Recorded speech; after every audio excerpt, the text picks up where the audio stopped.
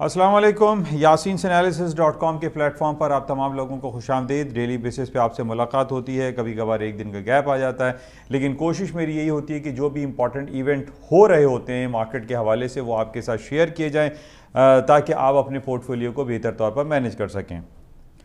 2-3 दिनों से हमारे पास पहले से ख़बर आना शुरू हो गई थी कि जनाब अमेरिका की बहुत इंपॉर्टेंट ख़बर जो कि इफ़रात ज़र के हवाले से कंसिडर की जाती है, जिसको हम CPI कंज्यूमर प्राइस इंडेक्स कहते हैं। इसी तरीके से दूसरा प्रोड्यूसर प्राइस इंडेक्स PPI भी होता है जो कि इंडस्ट्री साइड पे उसको कंसिडर किया जाता है। बहरहाल कल हमारे पास ये रिपोर्ट शाया होनी थी और कल शाम 6:30 बजे उसका बड़ी बेताबी से लोग इंतज़ार कर रहे थे कि मार्केट में ये रिपोर्ट आने के बाद सोना, चांदी, स्टॉक्स, करेंसीज में एक बड़ी मूव एक्सपेक्टेड थी और कल यही कुछ हुआ। और हमारे पास जो पहले से रिपोर्ट आना शुरू हो गई थी कि जनाब जो कंज्यूमर प्राइस इंडेक्स की जो रिपोर्ट है वो मंथली बेसिस पे जो जनवरी पिछला महीना हमारा गुजरा है वो थोड़ा सा डिक्लाइन होगा, यानी 0.5 से 0.4% आने की फोरकास्ट थी।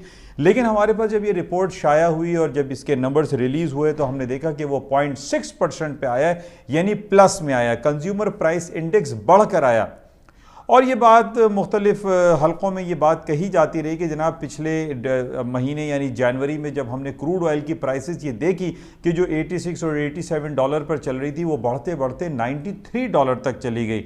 तो ये बात समझ में नहीं आ रही थी कि कंज्यूमर प्राइस इंडेक्स की रिपोर्ट की जो फोरकास्ट की जा रही थी कि वो डाउन हो जाएगा, डिक्लाइन हो जाएगा, जो कि ये रिफ्लेक्ट कर रहा था कि अब अमेरिका अपने शरह सूद में इजाफा जल्दी नहीं करेगा। बहरहाल कल जब ये रिपोर्ट आई तो रिपोर्ट प्लस में आ गई और वो तमाम वादे, वो इशारे, वो जो लोग तज्जिए कर रहे थे कि जनाब अमेरिका जल्द इंटरेस्ट रेट बढ़ा देगा क्योंकि फोरकास्ट 0.4 या 0.5% है, पिछले महीने से कम की फोरकास्ट थी, लेकिन ये फोरकास्ट तो बड़ी ज़बरदस्त आ गई, मतलब प्लस में आ गई, 0.6% आ गई, प्रीवियस से भी ज़्यादा आ गई। तो इन बेसिस पे ये बात दोबारा सामने आने लगी कि जनाब अमेरिका अब जल्द अपने इंटरेस्ट रेट को बढ़ा देगा। हम ये जानते हैं कि पिछले 4-5 सालों से अमेरिका ने अपने इंटरेस्ट रेट को तकरीबन 0 दर्जात पर रखा हुआ है और इन बेसिस पे हम देख रहे हैं क्योंकि इंटरेस्ट रेट ज़ीरो है, शरह सूद ज़ीरो है, इसकी वजह से स्टॉक मार्केटों में तेज़ी मुसलसल बरकरार है। और for the certain period of time पे हमने देखा कि S&P, डाउ जोन्स और नेस्डेक थोड़ा सा डाउन साइड पे पिछले 10-12 दिन से तो चल रहे हैं, लेकिन ओवरऑल सिनेरियो अगर आप चेक करते हैं और ओवरऑल आप जब इसका जायजा लेते हैं आप ये देखते हैं कि अमेरिका की सिर्फ बातें, इशारे और वादे ही हो रहे हैं कि वो इंटरेस्ट रेट को बढ़ा देगा, बढ़ा देगा, बढ़ा देगा। लेकिन पिछले 4-5 सालों, 2-3 सालों से तो बहुत ज़्यादा ये बातें होती रहीं कि जनाब इंटरेस्ट रेट बढ़ाया जाएगा, बढ़ाया जाए, लेकिन अभी तक इसका कोई हकीकत से कोई लेना देना नहीं है। अमेरिका ने अभी तक अपने शरह सूद में किसी किस्म का इजाफा नहीं किया है। तो ये पॉइंट अगर आप इसको जहन नशीन कर लीजिए कि जब तक अमेरिका अपने शरह सूद में इजाफा नहीं कर देता उस वक्त तक ना तो ड्रास्टिकली बहुत बड़ा फॉल आएगा स्टॉक मार्केट में, ना ही करेंसी मार्केट गिरेंगी, ना ही gold and silver and other precious metal में कोई डाउनफॉल आएगा। तो ये बड़ा इंपॉर्टेंट है, इसको आप समझें और इसी बेसिस पे अपने पोर्टफोलियो को आप लोग मैनेज करने की कोशिश करें कि जब तक अमेरिका इंटरेस्ट रेट नहीं बढ़ाएगा कुछ भी नहीं होगा, सिर्फ बातें, वादे, इशारे चल रहे हैं। और कल भी हमारे पास यही हुआ कि जब इसके नंबर्स रिलीज हो गए, उसके नंबर्स के रिलीज होने के बाद मार्केटें हायर नोट्स पे गई, हालांकि नीचे आना चाहिए था, लेकिन हमने देखा कि स्टॉक्स मार्केटों ने हाईज बनाए और उसके बाद मार्केट एक मिडिल ऑफ द रोड पे आके खड़ी हो गई। लेकिन आज हम ये देख रहे हैं कि फिर वही दोबारा सुबह से ये बातें शुरू हो गई हैं कि जनाब चूंकि कंज्यूमर प्राइस इंडेक्स के नंबर ज़्यादा आए हैं, 0.6% हो गया है, महंगाई बढ़ती चली जा रही है और बैक इन 1982 के बाद अमेरिका में सबसे ज़्यादा महंगाई देखी जा रही है। 40 साल की बुलंद तरीन सतहों पर वहां पर महंगाई का रेशो है, इफरात ज़र बढ़ रहा है, लोग परेशान हैं और यही कहा जा रहा है कि इस इफरात ज़र को कंट्रोल करने के लिए जल्द अज जल्द अमेरिका को अपने शरह सूद में इजाफा करना पड़ेगा, करना चाहिए। लेकिन ये बातें हम पिछले बहुत सालों से सुन रहे हैं, लेकिन ऐसा कुछ भी नहीं हो रहा।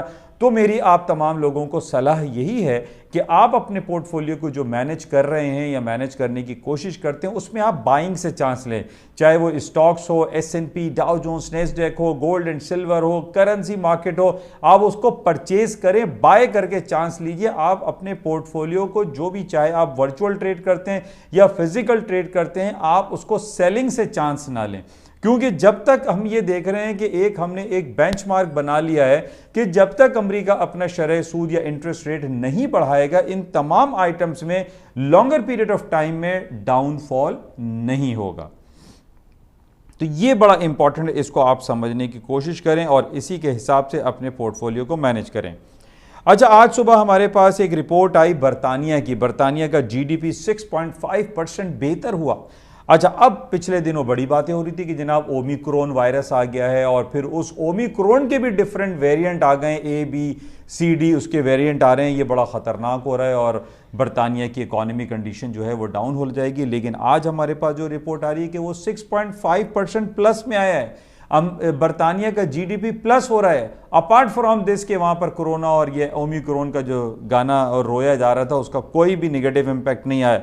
तो इट रिफ्लेक्ट्स कि ये जो ओमिक्रॉन है, जो कोरोना वायरस का जो गाना पिछले 1.5-2 सालों से गाया जा रहा है, अब हमें इसके साथ जीना है। और हम यही देख रहे हैं कि इवन के पाकिस्तान एक छोटी इकॉनमी कंसिडर की जाती है, लेकिन बहुत अच्छे तरीके से हुकूमत पाकिस्तान इमरान खान ने इसको कंट्रोल किया और हमने यही देखा कि ओमिक्रॉन और ये कोरोना वायरस को बहुत अच्छे तरीके से कंट्रोल किया जा रहा है। इसमें जो number of cases and number of deaths हैं वो काफ़ी डिक्लाइन हो गए हैं और इसका मुंह बोलता सबूत यह है कि लाहौर में जो पाकिस्तान सुपर लीग टूर्नामेंट खेला जा रहा है उसमें 100% हाजिरी को अलाउ कर दिया गया है। हमारी जो NCOC है, national command and control centre है, उसने ये अलाउ कर दिया है कि अब 100% लोग स्टेडियम में हाजिरी दे सकते हैं। तो ये रिफ्लेक्ट कर रहा है कि ओवरऑल इकोनॉमिक कंडीशन न सिर्फ पाकिस्तान की बल्कि अक्रॉस दी बोर्ड पूरी दुनिया की वो बेहतरी की तरफ है। अब हम ये कहें कि जनाब अमेरिका जब इंटरेस्ट रेट बढ़ाएगा तो तब स्टॉक में गिरेंगे, लेकिन ये पॉइंट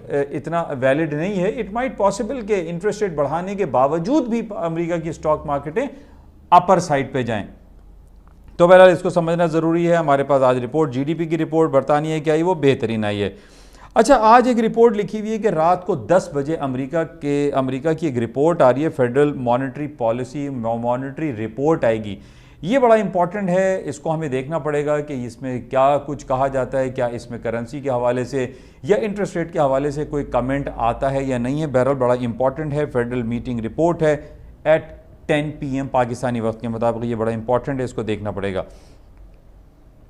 अच्छा, इसके साथ ही कल हमारे पास एक और रिपोर्ट थी, इंडिया जो कि एक बड़ी इकॉनमी कंसिडर की जाती है, दुनिया में तीसरी चौथी यानी सेकंड लार्जेस्ट पॉपुलेशन के हिसाब से, तो इसकी इकॉनमी को और इसके भी नंबर्स को हमें मलूज़ खातिर रखना पड़ता है। बहरहाल कल इंडिया के सेंट्रल बैंक की रिपोर्ट थी जिसने अपना इंटरेस्ट रेट 4% पे इंटैक्ट रखा, कोई तब्दीली नहीं की। लेकिन उनका जो रेपो रेट है, रीपर्चेज ऑप्शन रेट होता है, उसमें उनको बढ़ाने की बजाय उन्होंने इंटरेस्ट रेट को घटा दिया। देखिए यहाँ पर पॉइंट ये नहीं है कि इंडिया की इकोनॉमी छोटी है या बड़ी है, हमें इधर सेंटीमेंट्स चेक करने हैं। इस सेंटीमेंट्स क्या रिफ्लेक्ट कर रहे हैं।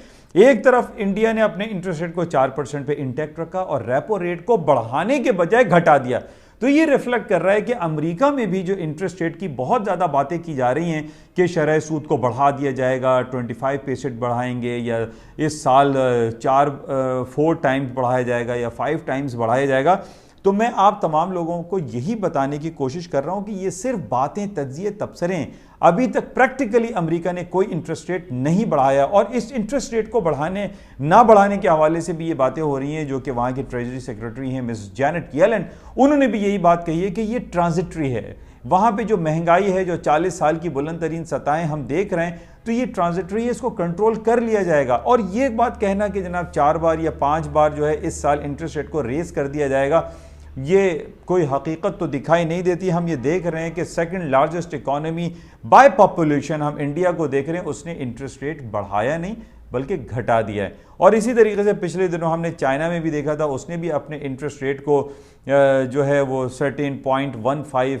15 बेसिस पॉइंट से रिड्यूस कर दिया था, रेज नहीं किया। तो ये सारी पॉइंट आप अगर देखें, इसका तज्जिया करें, तो आप यही देखते हैं कि इंटरेस्ट रेट बढ़ाने की जो बातें हो रही हैं वो सिर्फ बातें ही हैं, अभी तक हुआ कुछ भी नहीं है। तो बहरहाल पॉइंट यही है कि ओवरऑल जो नंबर हमारे पास आ रहे हैं अमेरिका के, जो जॉबलेस क्लेम के नंबर हैं या उनकी जो पेरोल के नंबर्स हैं या नॉन फॉर्म पेरोल है या अनएम्प्लॉयमेंट रेट के जो नंबर्स हैं, वो ये रिफ्लेक्ट कर रहे हैं कि वहाँ की इकोनॉमिक सिचुएशन बेहतर है। कोई ऐसी घबराने की बात नहीं है, जिसकी वजह से हम ये समझ सकते हैं, ये हम रियलाइज़ कर सकते हैं कि स्टॉक मार्केटों में मज़ीद तेज़ी रहेगी और कोई सर्टेन जो हम एक हेल्दी करेक्शन की जो बात करते हैं, उस हेल्दी करेक्शन के बाद कोई परचेज़ करके ही काम करना चाहिए।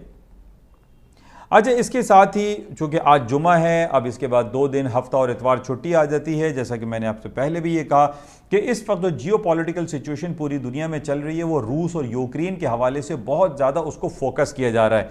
अब हम ये देख रहे हैं कि पिछले 7-8 साल के बुलंद तरीन सतहों पर क्रूड ऑयल की प्राइसेस हैं, सोने की कीमतें भी ऊपर की तरफ जा रही हैं। इनके ऊपर आने की वजह, ख़ास तौर पे क्रूड ऑयल की वजह, वो यूक्रेन और रूस की है। रूस और यूक्रेन की तरफ से हमें ये मालूम है कि पूरे यूरोप को एनर्जी की सप्लाई की जाती है, चाहे वो गैसोलीन हो, हीटिंग ऑयल हो, पेट्रोल हो, डीजल हो, ये जितने भी एनर्जी सेक्टर की जो प्रोडक्शन है, जो प्रोडक्शन होती है, वो यूरोप को सप्लाई होती है यूक्रेन और रूस की तरफ से। और अगर रूस यूक्रेन के ऊपर अटैक कर देता है, उसको इन्वेट कर देता है, that will be very negative. और इसके बाद नेटो और अमेरिका और बरतानिया और यूरोप जो है वो चढ़ाई शुरू कर सकते हैं रूस के ऊपर। इन बेसिस पे ये जो 2 दिन गुजरते हैं, सैटरडे और संडे, इनको हमें क्लोजली चेक में रखना है कि क्या कुछ हो सकता है। और इन बेसिस पे अगर हालात ख़राब होते हैं तो सोने, चांदी, तेल की कीमतों में तेज़ी आ सकती है बरोज़ मंडे मार्केट ओपनिंग पे। बहरहाल अभी कोई ऐसी हमें ख़ास नेगेटिव खबर तो दिखाई नहीं दे रही है, लेकिन बहरहाल 1,10,000 फौजी रूस ने यूक्रेन बॉर्डर पर उतारे हुए हैं, तो वो उसको हमें चेक में रखना पड़ेगा कि ये क्यों ऐसा हो रहा है। तो बहरहाल तेल की कीमतें, पहले भी ये बात हुई थी कि इसमें मज़ीद पोटेंशियल एग्जिस्ट करता है और मार्केटें अपर साइड पे जा सकती हैं। और इसी तरीके से जब हालात दगरगू होते हैं, खलफशार होती है, एनार्की एंड केओस कहीं पे क्रिएट होता है, तो सोने की कीमतों में भी तेज़ी आती है। सोना बहरहाल आज मार्केट हम देख रहे हैं कि कल इसने 1840 से ऊपर की मार्केट ने 1843 का हाई कर दिया था और आज मार्केट 1825 पे चल रही है। ये इस पे कहीं कोई डिप पे आप बाय चांस ले सकते हैं, लेकिन ओवरऑल सेलिंग चांस अभी फ़िलहाल दिखाई नहीं देता। उसकी वजह सिर्फ यही है कि एक तो हालात आपके सामने हैं, जो जियोपॉलिटिकल सिचुएशन है, चाहे वो सऊदी अरब और यमन के हवाले से हो या यमन और मुत्तहिदा अरब इमारात के हवाले से हो, इन बेसिस पे सोने को ख़रीद के ही काम करना चाहिए। और बाकी जो तेल की कीमतें हैं वो आपके सामने हैं कि यूक्रेन और रूस में जो मामलात हैं, इन बेसिस पे तेल मज़ीद ऊपर जा सकता है। ये कुछ बातें आपके साथ शेयर की गई हैं, होपफुली इससे कुछ ना कुछ आपको इस्तेफादा हासिल होता होगा। इंशाल्लाह हफ्ता और इतवार 2 दिन छुट्टी के बाद मंडे को दोबारा आपसे मुलाकात होगी। अगर संडे की नाइट कोई ऐसी इंपॉर्टेंट न्यूज़ हुई जो आपके साथ शेयर करना ज़रूरी होगा तो इंशाल्लाह फिर रब्ता किया जाएगा। उस वक्त तक के लिए इजाज़त दीजिए। आपसे गुजारिश सिर्फ यही है कि इस यूट्यूब चैनल को, इस yasinseanalysis.com को ज़्यादा से ज़्यादा ज्वाइन करें, शेयर करें, लाइक करें और इसको आप अपने हल्क़े अहबाब में फैलाएँ। Thank you. खुदा हाफ़िज़।